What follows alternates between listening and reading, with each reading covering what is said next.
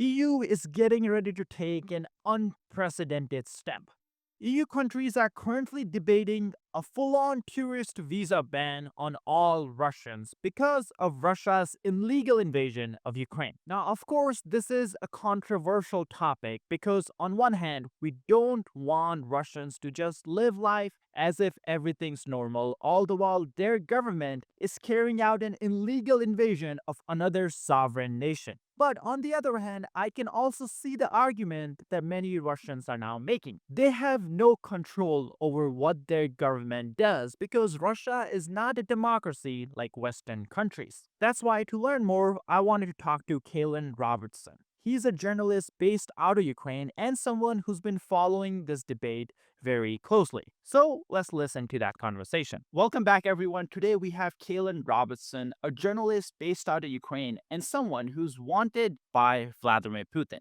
Nice to have you on the channel, Kalen. Thanks so much for having me. I love this channel. Perfect. And I know we want to just get started talking about why you're wanted in Russia. I'm guessing it's because you went into Kursk. Maybe you can talk a little bit about that. Yeah, so when the Kursk offensive started, I already knew that Russians would start putting out disinformation about what was actually going on to the Russians that were living there. And Russia Today and lots of Moscow newspapers started to say that the Ukrainians were doing war crimes, they were murdering everyone, they were killing everyone. And I wanted to go myself to counter the propaganda to see what the truth was. So I went in with the Ukrainian military and they let me roam free. It wasn't like a press tour, nothing like this. I could go around, ask people questions, do whatever I wanted. It was pretty dramatic, actually. I don't think I'd quite realized how extreme it would be until I actually started on that road towards Suja, which was the main town that was taken. There was tanks on fire, steaming past us, drones in the sky everywhere. It was pretty dramatic. But this is because the counteroffensive had just begun, where the North Korean troops had been put on the ground. And so the Russians were firing grads, all sorts of munitions right into these towns and killing their own civilians. But what was really interesting was most of the houses that were in the town that I filmed in were still intact. There were kids on bikes in the street. There were people collecting aid. And literally within a month of the Ukrainians leaving Kursk, all that was happening was Russia Today was putting out constant tweets saying they completely destroyed everything. There were mass graves. They destroyed the town. When it was actually Russians that did that when they were doing their counteroffensive, they had to bomb their own cities to take them back. But I also wanted to highlight the fact that Russia is weaker than it claims to be on the world stage. It took them 8 months to claim back their own towns in their own territory, not even themselves. They had to use the Iranian weapons, the Chinese parts, and North Korean troops just to take back their own towns. This is a country that thought it could take Kyiv in 3 days. So it was important to go for two reasons. One, to combat that Russian propaganda about people being murdered in the street. And two, just to basically show Russia for what it is. I could go there without a passport. It's the only time I've been anywhere without a passport. But Russia retaliated in a pretty extreme way. They put out a press release from a court in Kursk for my arrest warrant. And since then, Russia Today has been putting out lots and lots of video hit pieces saying I'm, like a terrorist and this sort of stuff. It's just really ironic because all I did was walk across their border illegally, technically, which strange coming from a country that doesn't really care that much about borders integrity, that is happy to illegally invade every day Ukrainians' borders or its neighboring borders. But no, as soon as a journalist goes just across the line, that's a step too far. So I think it also highlighted the hypocrisy of the Russian mindset, basically. But it was good to do because a tiny number of journalists actually got in there. I'm the only one they seemed to really go after in the way that they did. I think that's because I was so blunt in the reporting. I said, Russia is a bit of an shit hole. The way that people are living here is actually pretty much better now that they're under Ukrainian control than they were under Russian control. People were seemingly a bit happier being looked after by the Ukrainians. And it just showed that this image that, Russia is this amazing, superpower when it's only basically a mess outside of places like St. Petersburg and Moscow, made the whole thing really important. So I'm glad that I did it. It had a lot of different purposes and reasons, but if I hadn't got that footage, there wouldn't have been footage showing those houses still intact. So looking back, it was really good to do, but yeah, it actually really made them like very angry. So Yeah, and yeah, we'll talk about how you're dealing with now being, I think, internationally wanted, right? They put out like an Interpol thing, which of course no Western country is going to respect, but I'm sure that has problems in itself that you're dealing with, right? yeah, definitely. I mean, my holiday to Russia obviously is cancelled now. So that's where it started. But there are a lot of different countries I couldn't go to that have extradition treaties. Places like China, Vietnam, places in South America, and the places in Africa. I didn't get to do like a proper list. Even flying over those countries, I was getting nervous looking on lists of where I could or couldn't go because I mean, they would put me in prison for treason in a sort of Siberian prison or something. You know, they would say I was doing espionage or doing terrorism. So that would be the end of it. So I mean, I've got to be quite careful where I fly now for the rest of my life. As long as Russia continues to exist as the state that it is, which hopefully won't be forever, then my holiday plans will always be quite narrow.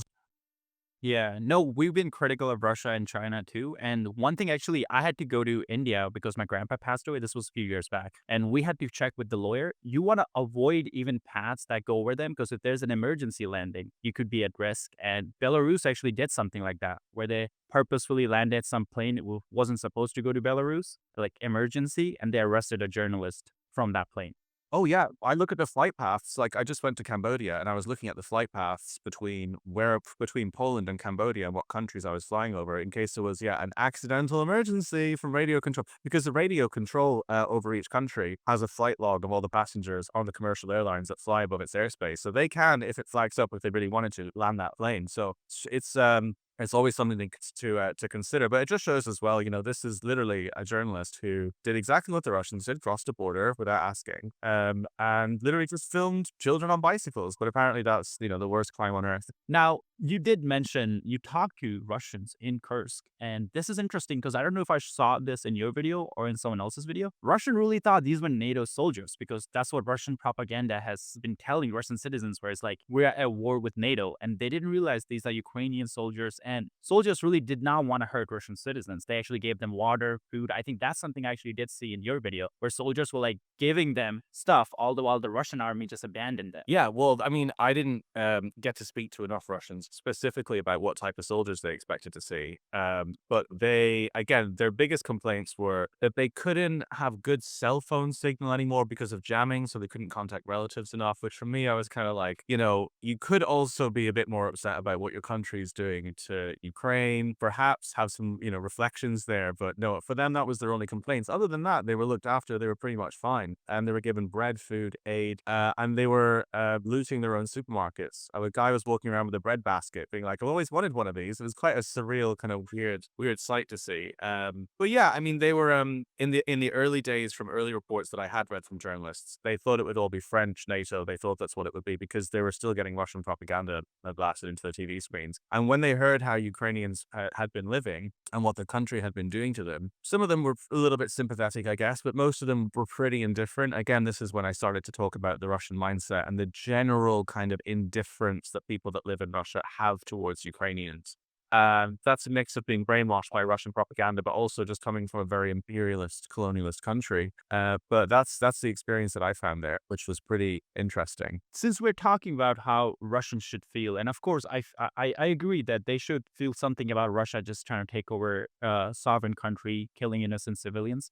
One of your content piece recently went viral. I know on Instagram, I'm not sure if that's on TikTok too, and a lot of Russians are, I guess, angry about it. And we'll play it right here so audience gets the sense. You basically argue that a lot of Russians who have left Russia don't really care about what their country is doing. They just don't want it affecting them, and that's why they left. They're not like against the war. Maybe small percentages. I didn't see the whole podcast, just a clip. Are you arguing they shouldn't get visas? Because that's something I think EU is discussing right now, and many Russian opposition figure have spoken out against it. Yeah, I mean, if you look at some of the high-profile Russians that have left with big YouTube channels that are supposedly anti-war, most of the content that they put out are anti being disgruntled. They're annoyed that they can't make certain deliveries anymore. They're annoyed that they might get drafted. It's about a personal grievance. It's not really about what their country is doing.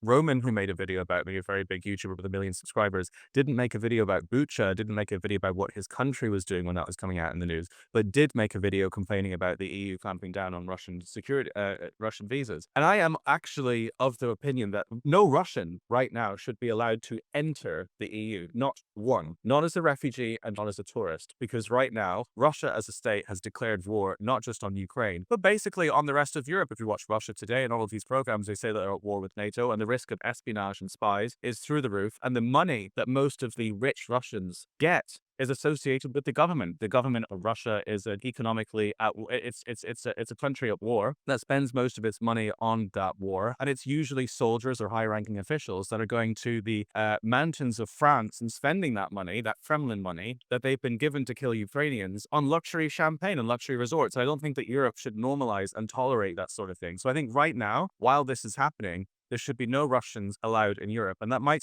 make me seem unsympathetic. But if you want to make a complaint about that, I suggest complaining to the Russian government or being annoyed at what Russia is doing. And that's it. We issued, there has been a 30% increase in tourist visas accepted into the Schengen zone, 580,000 this year, up 30% from last year. And I think it puts Europe at risk, and it normalizes relationships with a country that is not behaving like a civilized nation. And so I'm very much against that, and I still have that opinion. If you are Russian and you don't like it, then I'm afraid that's what happens when your country behaves like a colonialist, imperialist country. Look at the way that left-wingers talk about the colonialist, evil past of Great Britain in the 1700s, what they did to India, what they did all across the world, and that generations down through British society, we should still feel some sort of collective guilt in Britain. British people should, over that. Well, Russia is doing that today, but apparently Russians should feel absolutely no collective guilt, despite actually being from and paying tax to that country. So I have no time for it. And I think the reason Russians are so angry about me talking about this is because it's striking a chord. It struck a chord with them. They know that they left because life became difficult. And the last point I'll make on it is, if I was to speak to a Russian right now who left because they disagreed with the war in 2022, I would say, why didn't you leave in 2014 when your country stole Crimea? Why didn't you leave in 2014 when they did what they did in the Donbass? Why didn't you leave before that when they did what they did in Georgia? It's only when sanctions kicked in and life became more difficult did you decide to get on a plane and leave Russia. So that's what I would ask you if you're a Russian right now. Why now? Why now when your country's been doing this for a long time? And I will not back down from that. No, that makes sense. No, I understand the argument you're making. This is where I want to bring up an argument. Actually, I just heard from Gary Kasparov. He's a very knowledgeable about Russian history, the Russian politics, and everything. And one argument he makes, and this is how we can end the war, is basically explaining that we want to brain drain Russia. We want all these smart people who are helping the regime, who are basically, helping this war go on. We want them to leave Russia and go to different countries. And the way we can do that is, instead of giving out visitor visas, which I think he's against too, we should just give out refugee visas where they have to denounce the war. That way, that's illegal in Russia, so they cannot go back, and then they can come to a different country. Because to me, that makes sense. Because again, I don't know about you, I don't think the Western countries are putting boots on the ground, because it just doesn't seem like, based on everything we have seen, right? So it's unlikely that Ukraine will be able to push back Russia. I want that to happen. Just realistically speaking, I don't know how likely that is. So one way we can just kill that Russian imperial mindset is by just Russia collapsing, similar to like Soviet Union. I wonder what you think about that argument. And I know you probably didn't have a lot of time to think about it because I just told you this, but whatever your reaction is. I think smart and the upper class, the upper echelons of Russia have been very easily able to leave at any point since 2022. It's not about whether they can get refugees visas or not. They can and have already been able to do that. They can get flights basically to Turkey and then to Europe, and they can do whatever they want. This is what a huge amount of. I don't really think it makes much of a difference. I mean, I don't really think there's much of an argument. We're probably talking about a tiny number of people. Again, Europe is at risk of espionage and spies from Russia, and we should have a zero tolerance for it right now. And the brain drain, I mean, most of the smart Russians from Poland have left anyway. They've left the country. It's already experiencing a labor famine right now. Or they're actively involved in the war campaign and they're involved in the government. So I don't really know who and where these people are. But I think there's such an insignificant number, it doesn't matter. Again, this doesn't mean all Russians. Bill Browder is one of my absolute icons. This is a man that helped set up companies with Putin back in the 90s. Realized how much a mafia state it was, became a refugee in Britain, and has spent his career talking about Russia, about what Russia really is, about why they're committing these crimes. He's written amazing books on it, and he's now on Vladimir's Putin list as well, because he has exposed the inner workings of Russia. He's a hero for doing that. He's incredible for doing that, and he's Russian, right? So I don't it's not hate all Russians, but he actively dismantled using the information he has what he saw inside that system, and for that I congratulate him. I just haven't seen that from many other Russians. Again, people who have been doing hit pieces on me recently, Russians who are quite big on YouTube, don't do that. They don't talk about war crimes that Putin is doing. They don't talk about the imperialist mindset that led to that happening. They do expose videos on pro-Ukraine journalists, which is a bit weird. But it gets good ad revenue, I guess. So it means I kind of get it. It was an emotional video. I think I watched it, but the whole visa debate, I think that will be interesting to see how it plays out because EU is taking steps, and there are people on both sides. I think they're making decent arguments. So let's see where we end up as to where Yeah. we're gonna what we don't do with the visas. Yeah, I think it's going to be interesting. Again, tourist visas, it's really, it sends a message to people around the world. Like, okay, you can come here and spend your money.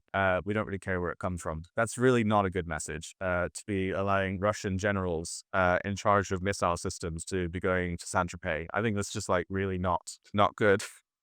For sure. No, 100%. It's crazy. And I think you were the one who tweeted it out too. There's a direct flight to Turkey, which is insane. NATO country. They've been publicly against the war, and any Russian can just go to Turkey. In fact, I think Abramovich, since he cannot go to London now, is spending a lot of time in Turkey. Yeah, Turkey and all. Well, Turkey, the NATO part is very, very important because what is the point of NATO if you can normalize relationships with a country like Russia, who is against NATO, who has declared basically war with NATO? So yeah, I was shocked when I was sitting in that airport and I saw all those Russian cities and flights taking off to and from those Russian cities. I thought, what are we doing?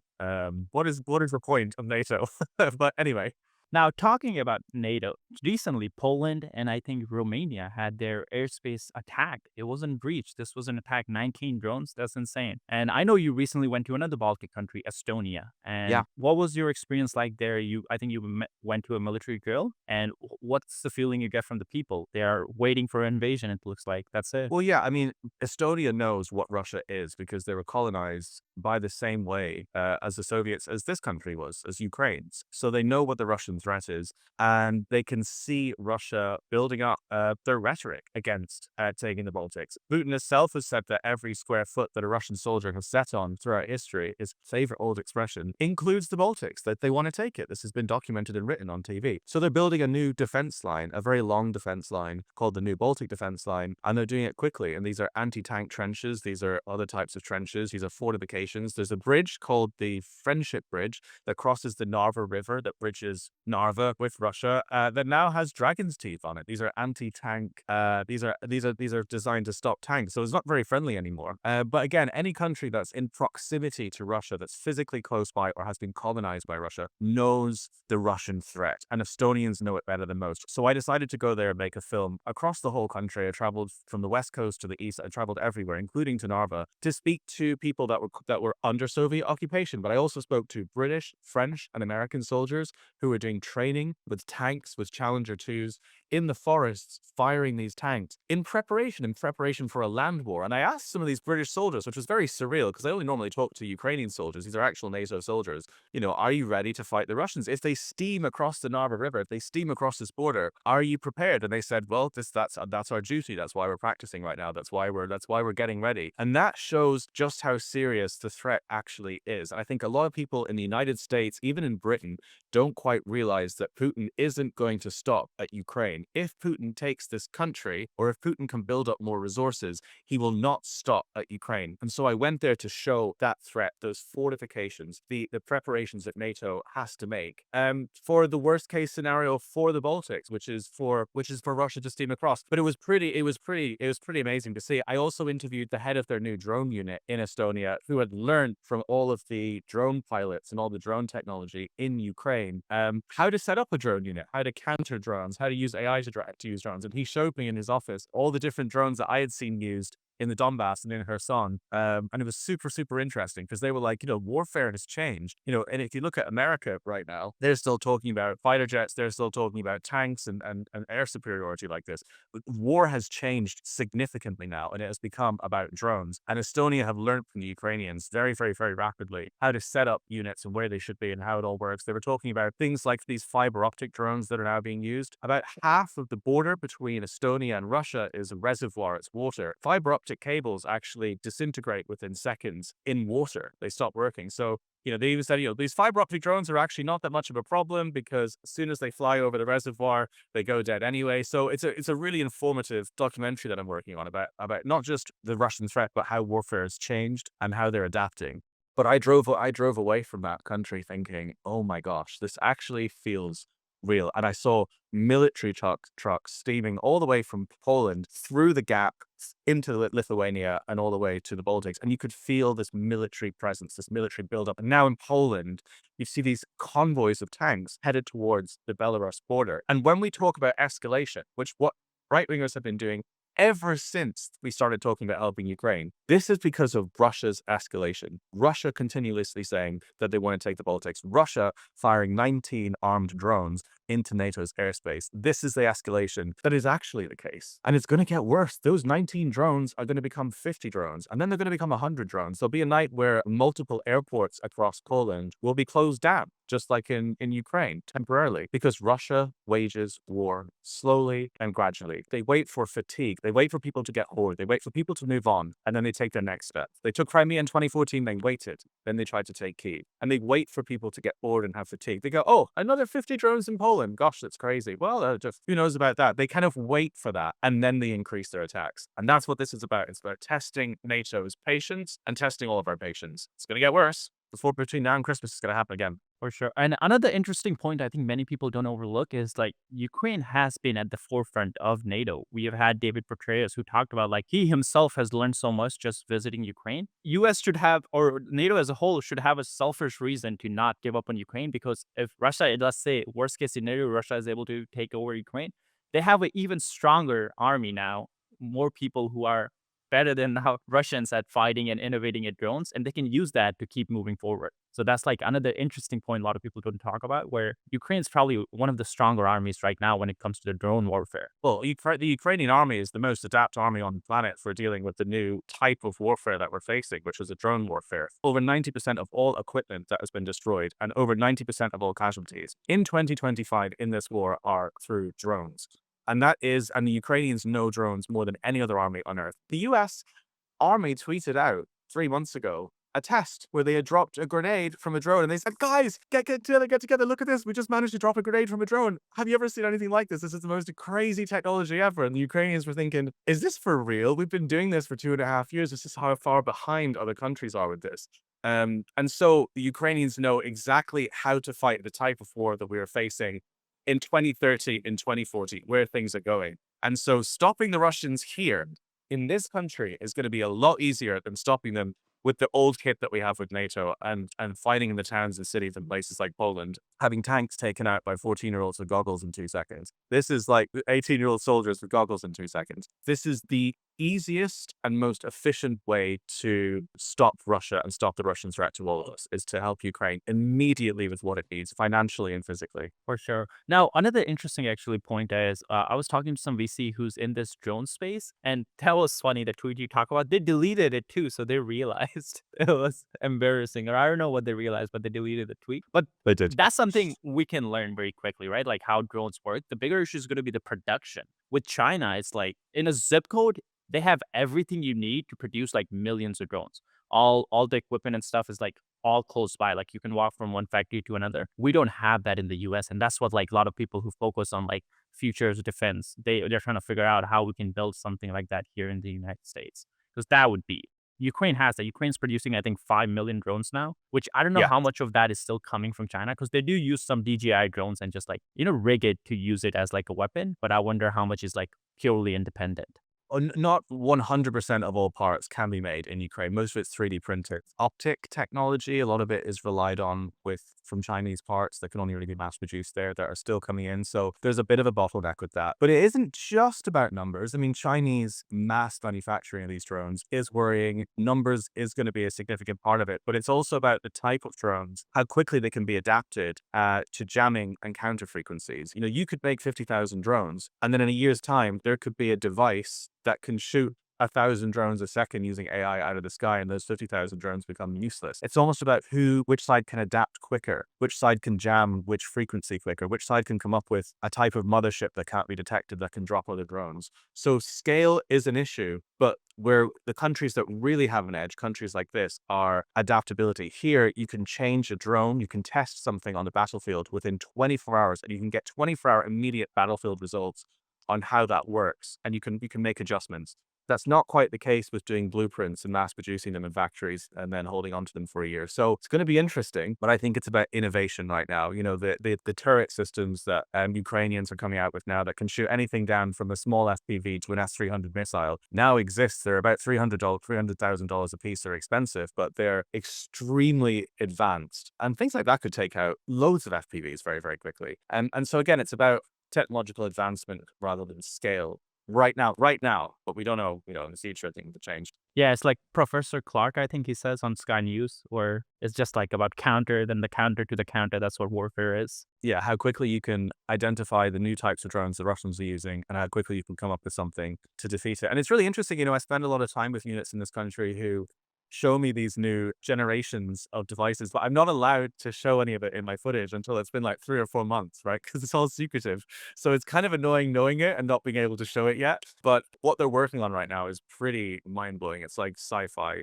level stuff, and it's just the future. And I don't think China mass producing. I think whatever China is mass producing, that could all be shot down fairly quickly with like one jamming system. Plantar has a system that just literally just goes on a roof and it can just put out a pulse and it can just knock every single drone out of the sky, which can only be stopped with things like fiber optics. I don't think China's making that. So it's like, yeah, it's kind of gone even beyond the scale question. Yeah, it is insane. I'm sure the drones you're talking about that you cannot talk about, we'll see those soon from Russian Telegram channels when they hit the refineries. Yes.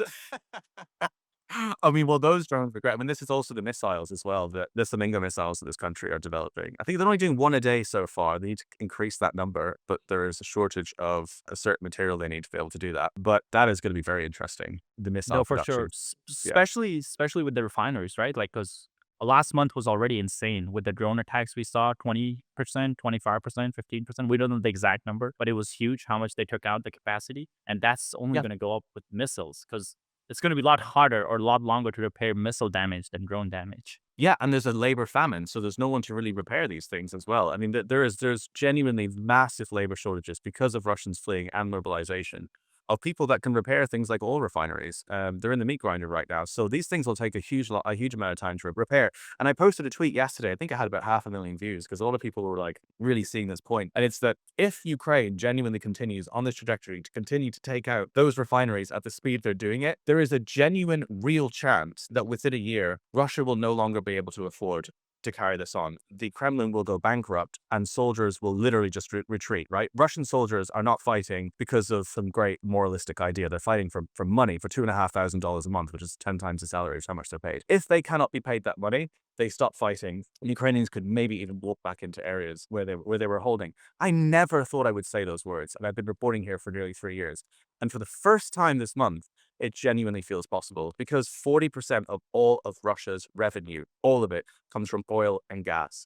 There's diamonds, there's other stuff, but it's oil and gas. If that is reduced to a smaller amount, it's basically over. And people counter this and they say, well, there's new relationships with China, there's new relationships with India. That requires new pipelines to be built that are extremely long, that require a lot of machinery, and it will probably take about a decade to build. That's not going to happen anytime soon. They can shake hands as much as they want and offer these new deals. With a labor shortage, those pipelines aren't getting built right now. So this is like a very, very fine, specific moment that Ukraine can focus on wiping out the Kremlin's bank account. And then this is over. It's over. And that's the first time I've ever said that, even in Ukraine. But it's true. If you look at the numbers, it's true. They just need to make more of those missiles as fast as possible. Yep. So it happens with them. And since we're talking about money to the Russian soldiers, I know you talked about this, and I'm sure Russians weren't happy with this clip I saw where you were like discussing how I don't know if you saw this actually. There are courses in Russia where teach girls how to marry a Russian soldiers to get a payday. And I don't know if you talked about the course, which is like interesting in itself. There are people making money off of teaching people how to take advantage of this whole system.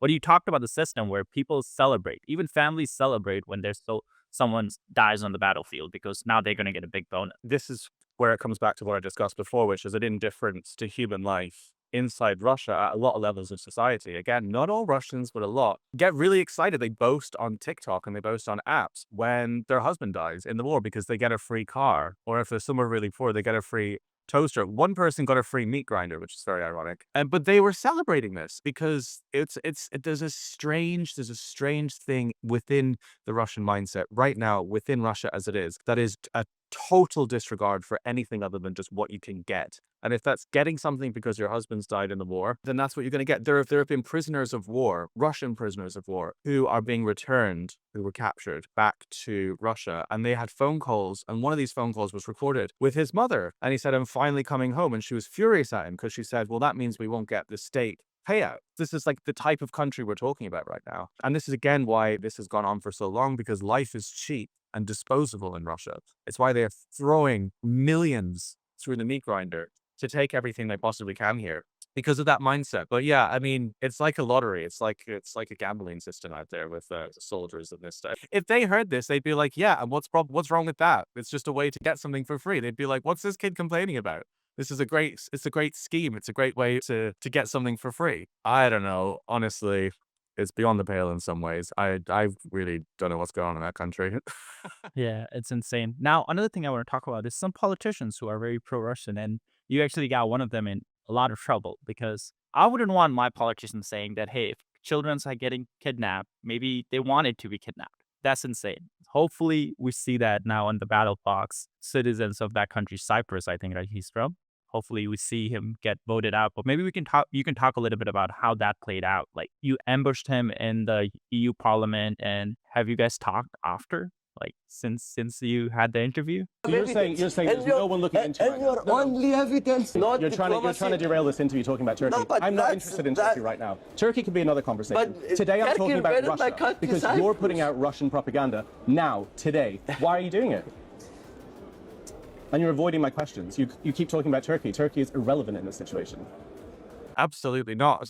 I don't think he would be. I don't think he would have much to say other than expletives. It wasn't so much of an ambush. It was that he had blocked my emails and all the other emails of any journalists. Well, yeah, look, this is a member of European Parliament who is from Cyprus that's been putting out a huge amount of Kremlin disinformation, amplified by Elon Musk on a regular basis, gets 20 millions of views sometimes, talking about occupied territories, regions of Russia. Actually, he even uses quotes from the referendums in the Donbass that were done at gunpoint to justify that invasion, to justify the invasion of Crimea. And then he did the unthinkable and he voted against a motion that the EU had passed to say that they condemned the abduction of children that were kidnapped by Russia. And there were 530 votes and there were 3 that abstained. And he was one of the people that said no. So this was like absolutely outrageous. And at that point, I said, right, I'm going to start investigating this person. The next day, he then flies to Moscow for Victory Day parade, which was absolutely unbelievable. You know, he'd gotten the ticket and he'd taken money. So I said, this is like actually dangerous. This person isn't just putting out misinformation on Twitter, but they sit in a seat that votes on important things like sanctions, things like aid to Ukraine. So I said, I'm going to investigate him. And I have a background in like journalism for years and years in London, investigating lots of different people. So I put all my resources into it. He blocked me and I interviewed one of his old friends from high school. And his friend said, Kaelan, the only thing Phidias really cares about is clout and money. That's it. That's all he cares about is clout and attention. And if you Quickly, get enough... I just want to give more context to the audience. He was a YouTuber before this and a lot of controversial videos. He went in Japan where he just basically like stole money from the public. He would go for views, he would go to the subway system for free and then post about it. So controversial YouTuber to say the least before this. Yeah, which is all well and good if you want to be a silly comedian, prankster, YouTuber, but not great when it comes to voting against abducting children to Russia. You know, like you can't apply the same thing. But that's kind of what he did. He applied the same unserious nonsense to politics. I uploaded a video saying that I was investigating him for being a Russian asset, for being tied to Russia, and I was exposing him. It got 1 million views and it got his attention, just like his friend predicted. So I was like, okay, let's do an interview. He said, okay, we'll do it in Parliament on my terms. You pay your own expenses, but we're going to do it in a room. I'll have a film crew, this and this. I knew exactly what he was going to try to do because he's done it to other people, which is to corner someone, film it themselves, and then release a heavily edited version of it, making them look bad. So I said, sure, perfect. How about it? Amazing, incredible. I can't wait to visit Brussels. I've always wanted to go. But I've been to Brussels many times for the last 2 years, and I have lots of friends in Parliament. So I made phone calls, and a few MEPs said, look, we can get you into Parliament beforehand with a press pass if you like, and we can help get you a film crew. So I hired a film crew. I got everything ready. We were supposed to meet at 2 p.m. in his lair, but I decided to get 2 tall stools and put them right opposite each other so he couldn't get away in the center of EU Parliament. This is where everyone has lunch and walks around. This is like bang smack in the middle, so that he couldn't get away. He couldn't run away. And I called him up and I said, Phidias, I'm already inside. Actually, I've got a friend here, so let's just get started. We'll meet at the lunch place. And then I was sitting on the chair and I said, right, take a seat. We'll sit down and I'm going to ask him some questions. And he was looking extremely nervous because he had realized what had just happened, which is that I had reversed the entire situation and that the interview was not going to be manipulated. I was going to put it out with my own crew. I think that's when things started to fall apart. And he had a pre-rehearsed script that he was going to use against me, this typical kind of clickbait nonsense. What about Turkey? What about this? You spoke to a bad source. And I immediately shut it all down. And I said, why did you vote against abducting Ukrainian children back to their homeland? And he said, well, what if this, what if that? And I said, no, Phidias, why did you do that? And he said, well, I actually, and then sort of the truth finally came out, which is his indifference. And I don't know what else it could be. And it's, well, maybe some of them wanted to be kidnapped. And it horrified millions of people. There were MEPs reacting to it almost in real time on Instagram. Cyprus TV broadcasted it for hours on end, saying that he had humiliated Cyprus Cypriots. It was broadcasted all across local TV channels. And I don't think he'd get voted back in again, but I remember leaving Brussels that night because this had been broadcast at about 5 p.m. and it had gone so viral, it entered all the group chats of all the kind of MEPs in European Parliament. And I was walking around Brussels at like close to midnight and people were shaking my hand, MEPs saying, thank God someone exposed this person because we knew that there was something rotten that was going on. This person has been getting away with saying some of the worst stuff. And like, you finally got it out. And I think that was one of the things that I'm most proud of ever.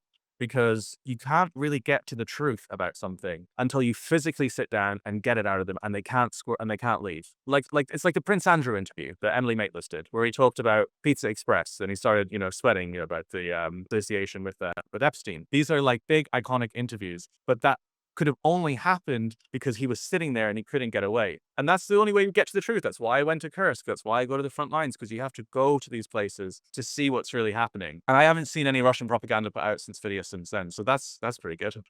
No, that's definitely good. Now, I just want to provide a little bit more context for the audience too, because they don't know Phidias, especially here in the United States. This is one issue where like almost everyone agrees on. This is why Putin is a war criminal, wanted one, because even the international code like convicted him of kidnapping kids. And on top of that, First Lady, when Putin came to Alaska, she gave him a letter through President Trump saying, return these Ukrainian kids back to their home. And then we have a politician in the EU Parliament saying, oh no, they wanted to be kidnapped. Like you can't write a worse story, basically. No, but it was very, very, very revealing. And there's many other people like him as well that have the same mindset. He just happened to be the most high profile person. And I'm not going to end with him as well. I mean, there's going to be many other Russian-sided politicians that I will be interviewing that are in the pipeworks.